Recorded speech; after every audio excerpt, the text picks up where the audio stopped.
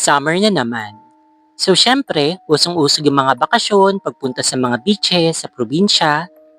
Pero what if yung pupuntahan pala ninyo ang magdadulot pa sa inyo ng kapahamakan?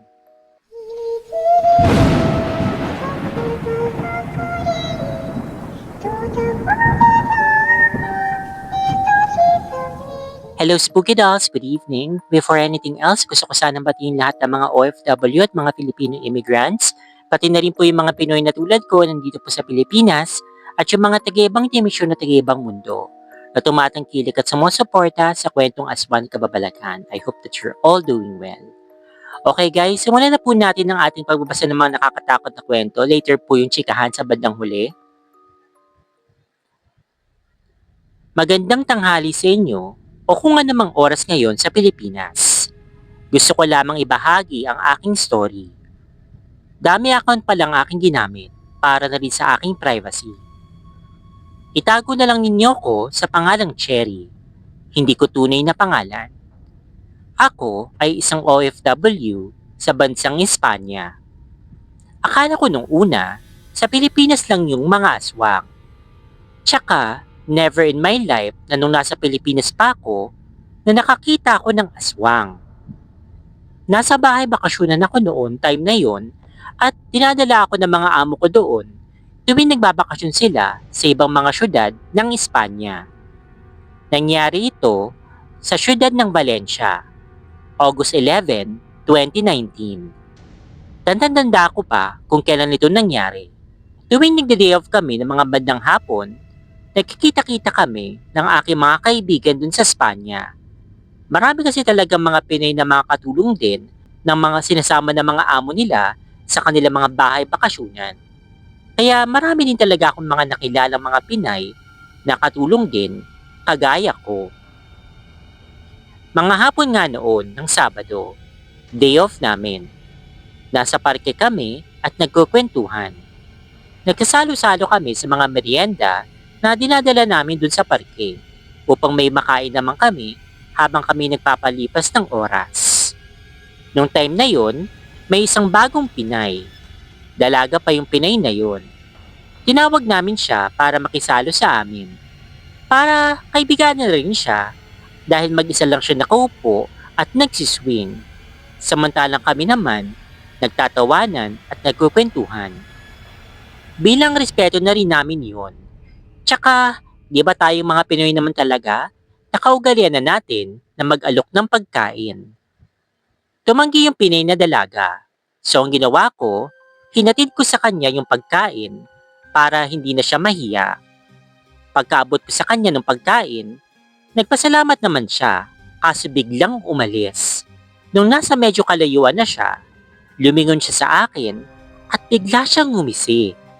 Napansin ko na matalim ang kanyang mga mata na nakatitig sa akin. Nawirdohan ako doon. Kinuwento ko sa aking mga kasamahan. Sabi nila, bakat pipe daw ako. Pabirong sabi nila sa akin. Ang sabi ko naman, hindi kami talo kasi straight ako at meron din naman akong boyfriend. Nagkatawanan na lang kami. Nung magdidilim na ng kaunti, mga bandang 8 p.m. na, dito kasi sa Espanya tuwing summer, 9:30 p.m. na to 10 p.m. lumulubog ang araw. Yung iba naming mga kasamahan ay nagsipag-uwian na. Ilan na lang kaming naiwan. Nag-uusap lang at kwento-kwento tungkol sa mga buhay namin sa Pilipinas. Nang biglang tumunog yung aking phone. Tumatawag pala yung aking boyfriend. Kaya nagpaalam ako sa mga kaibigan ko at sinagot ko yung tawag. Napatagal yung usapan namin dahil syempre LDR sa Valencia ako. Siya naman ay nasa Madrid, yung capital city kung saan doon kami naninirahan. Nagpaalam na rin yung mga kasamahan ko dahil 9:30 p.m. na rin pala. So medyo madilim na. Naiwan pa rin ako dun sa parke. Kausap ko pa rin yung aking boyfriend.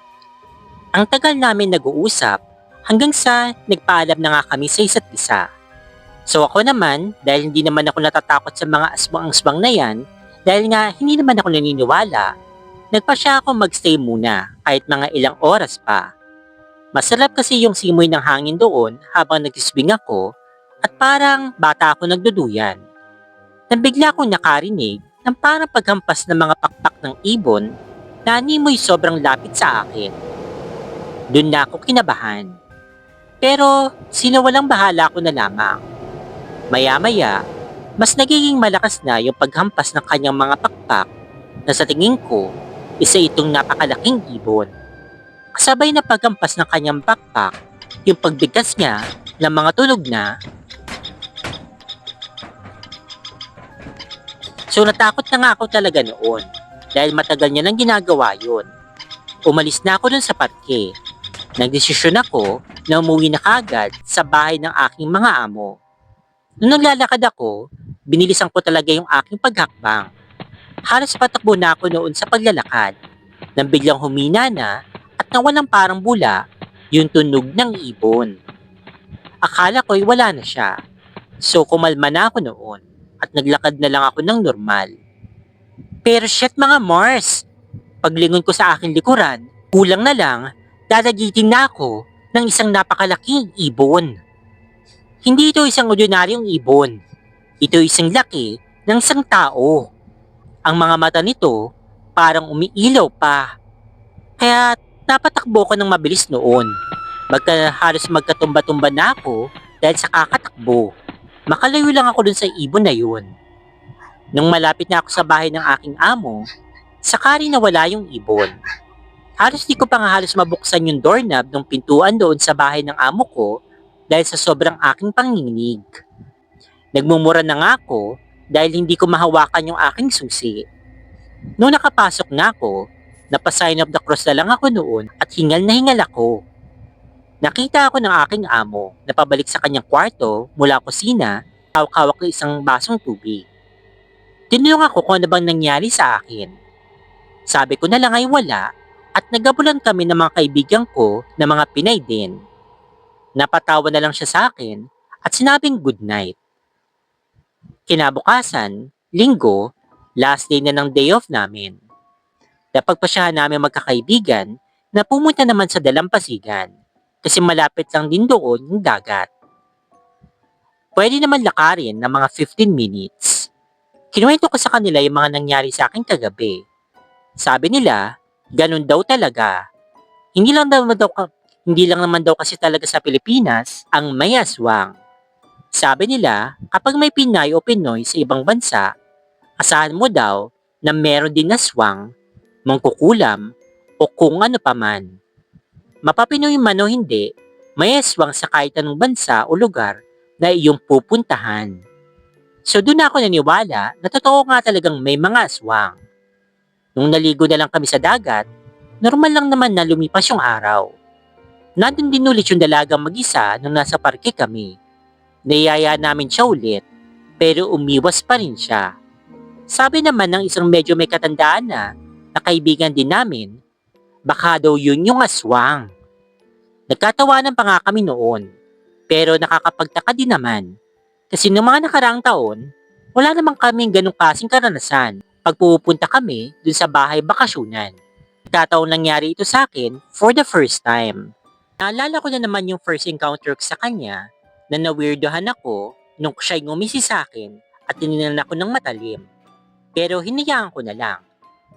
Nung dumilim na, nagpasya na kaming umuwi na kasi pati sila'y natatakot na rin sa aking kinuwento sa kanila. Natatakot sila na baka mangyari din sa kanila yung nangyari sa akin kagabi. Pagka-uwi ko dun sa bahay bakasyunan, naligo rin ako kaagad. Nung natapos akong maligo, nagpatuyo muna ako ng buhok at humiga na sa kama. Hindi na ako kumain dahil busog pa naman ako dahil sa dami ng kinain namin dun sa may tabing dagat. Tsaka, hindi ko talaga nakaugaliang kumain sa gabi kasi nagda-diet ako. Nakailip na ako noon nang bigla akong nagising. Chinek ko yung phone ko. Nakita ko mga 2 AM pa lang pala. Di kasi mapakali yung alagang aso ng aking amo. Tahulot din ng tahol. Alam niyo yung tahol na parang asong umaawu? Ganong klaseng tahol. Tapos biglang parang may kinakaaway siya. Doon kasi yung natutulog sa may terrace at dahil ganon din nakaugalian niya, lumabas ako para i-check kung okay lang ba ito. Pero shit, pinagsisihan ko talaga na lumabas pa ako. Halos madawal-duwal ako sa aking nakita. Yung aso. Wakwak yung tiyan. Habang yung aswang naman ay kitang-kita ng dalawang mata ko na akmang susugurin din ako. Pero dali-dali ko sinara yung pintuan at umiiyak ako nagsabi sa amo ko kung anong nangyari. Pati nga sila'y nagising din sa pagtahol ng aso. Tinuro ko yung pintuan at pinuksan nga nila.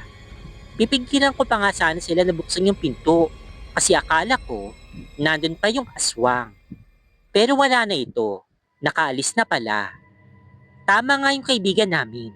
Yung dalagang Pinay na lagi mag-isa, siya pala yung aswang. Dahil siya mismo yung nakita ko.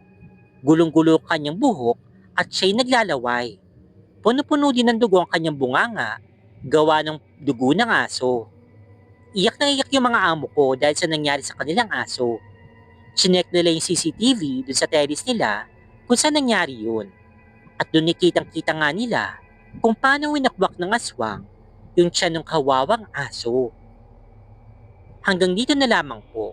Masyado na po kasing mahaba. Maraming salamat sa inyong pakikinig. Hindi man po masyado nakakatakot ang aking kwento, pero pag nasa sitwasyon ko kayo, siguro kayo ay matatakot din. How can you call it a nightmare if it happened before 12 noon? Hello, tago ko na lang ang aking sarili sa pangalang Ann. 20 years old ako mula sa Pampanga.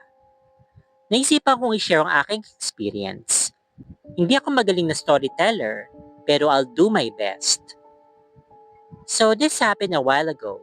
Kasumpong po yung alaga ko. Asthma, kaya maaga akong gumising today. So nung mga 10 a.m., nag-decide akong bumalik sa kwarto ko para magpahinga at matulog. Kasi medyo antok pa ako. Nag-sound trip pa nga ako ng mahina sa cellphone ko kasi hirap ako makatulog lalo na kapag maliwanag na. Tapos nataon pang mainit pa nung panahong iyon kaya nagsando na lang ako at short sa maikli lang. Hanggang sa ito na nga, sa panaginip ko, nagising ako na may humahawak sa legs ko at may dumidila sa akin. Nagising akong hinahawakan niya pa rin ako pero pagbulat ng aking mata, wala naman akong nakikita. Hinawakan ko siya. Naramdaman kong nahawakan ko yung kamay niya para ialis yun sa pagkakahawak sa akin pero nanlaki yung mga mata ko kasi hawak ko siya pero hindi ko pa rin siya nakikita. Hanggang sa pati sarili ko nahawakan ko pero hindi ko na rin makita. May naninga kong binte na katabi ko sa kama pahilis ang higa. Feeling ko, yun yung katawang ko. Inisip ko kung paano ako babalik sa katawang ko kasi kung hindi ako makakabalik, baka tuluyan na akong mamatay. Noong mga oras na yun, parte lang na binti ko yung nakikita ko. Yung upper body ko, hindi. Noong hinahawakan ko yun, para ako nakahawak sa hangin. Iniisip kong hawakan kasi gagayahin ko yung posisyon ng pagkakahiga at makabalik ako sa katawang ko. Pero hindi ko magawa. Ang tagal kong sinusubukan yun, pero hindi ko talaga ito magawa. Hanggang sumaan yung kapatid ko. Yung kapatid ko yata yun, sabi ko sa aking isipan. Kasi konting anino lang, tapos matangkad. Una, he passed by mula sa terrace papunta sa sala at kusina. Sumigaw ako kahit paus na paus ako. Itago ko na lang siya sa pangalang Luis. Luis! Tulungan mo ko! Pero dahil malat ako, feeling ko, hindi niya ako narinig. Nung galing siya sa kusina, palabas, at nadaan ulit, sinigawan ko ulit siya. Humihingi ako ng tulong ng paulit-ulit. Pero akmang hindi niya talaga ako pinapansin dahil sa sobrang paus ang aking boses. Sobrang pagod na akong kakasigaw hanggang sa naisip ko yung Bible. Tanda ko pa, months ago, nandito lang yun sa aking kama, nasa may sulok. Katapat ng ulo ko kapag matutulog ako. Pero since naglinis ako one time, nailipat ko ito doon malapit sa study table ko kung saan ako nag-aaral. Saan din nakapatong ang iba ko pang mga gamit. Pili kong kinukuha yun, pero hindi ako makayuko at makagapang. May humahatak sa akin pabalik ng kama, pero hindi ko nga siya nakikita. Pilit kong inaabot yung Bible ko, pero hindi ko alam kung malapit ko na itong maabot kasi hindi ko pa rin makita ang aking sarili. Nagpupumiglas pa rin ako na kunin yun hanggang sa magsalita siya.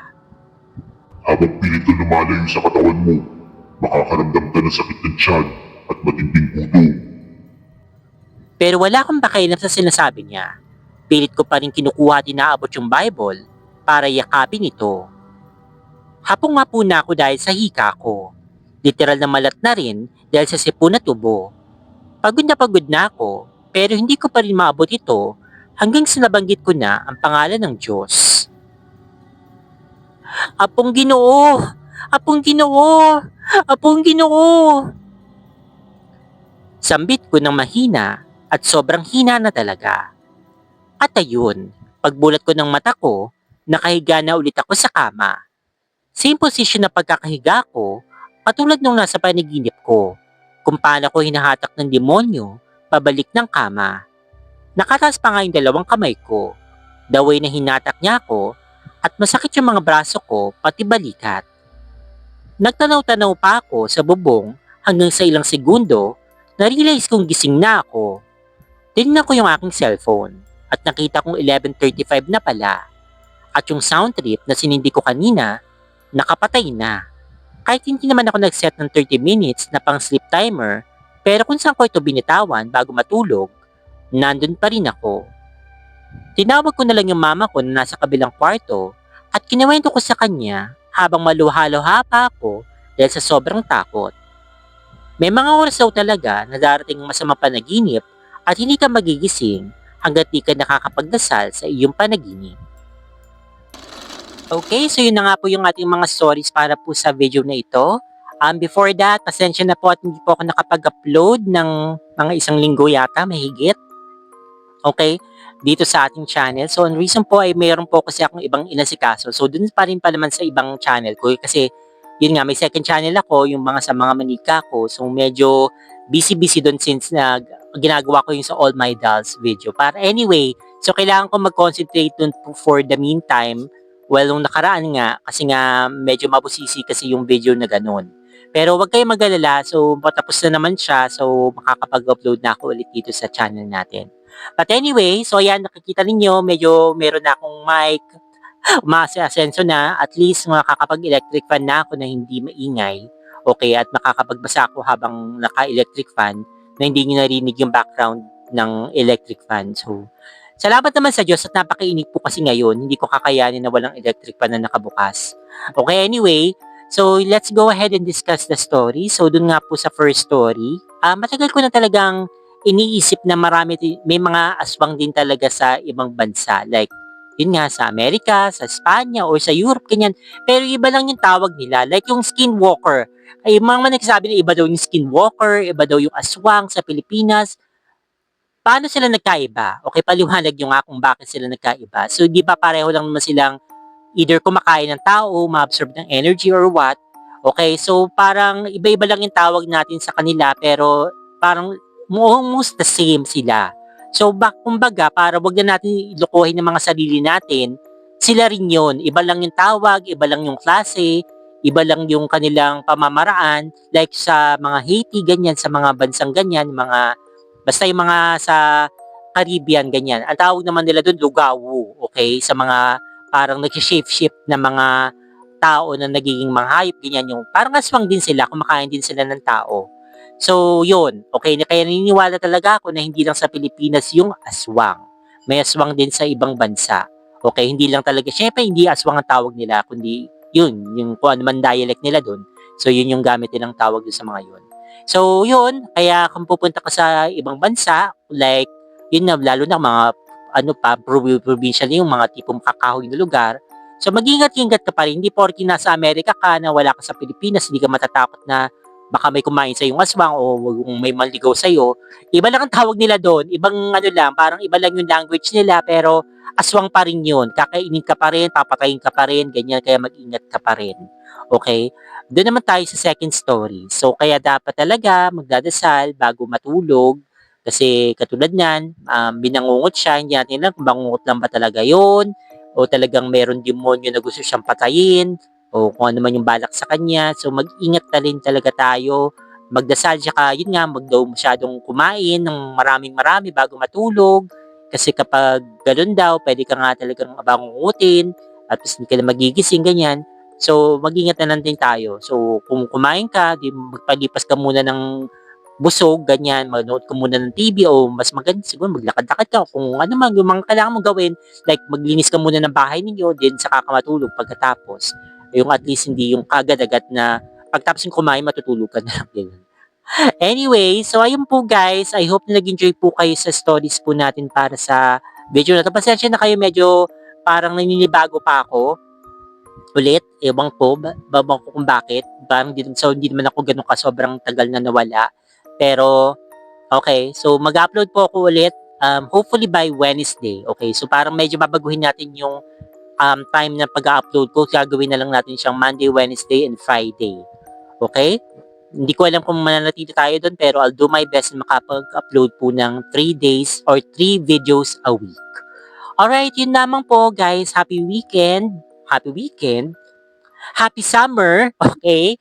So yun, take care always and God bless. Stay fabulous and spooky. Bye-bye.